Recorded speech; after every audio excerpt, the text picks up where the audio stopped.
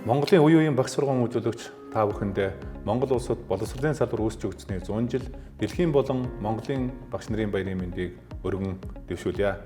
Дэлхийд даяар улс орны хөгжлийг нэг хүнд ногдох дотоодын нийт бүтээгдэхүүнээр хэмжих болсон. Зөвхөн хүний хөгжлийн индексээр хэмждэг бас дүгндэг болсон.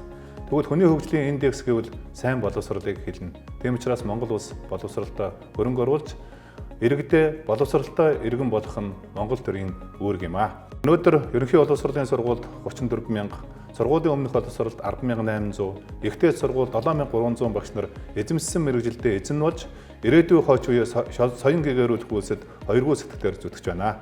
Манай багш нар ковид сар тахлын энэ хүнд үед хүүхд залуучуудынхаа хичээлийг хоцроохгүй байх, сурагчтайгаа тулж харьцах, цахим хичээлийн хөтөлбөр боловсруулах зэргээр маш их ачаалттай ажиллаж байгаа.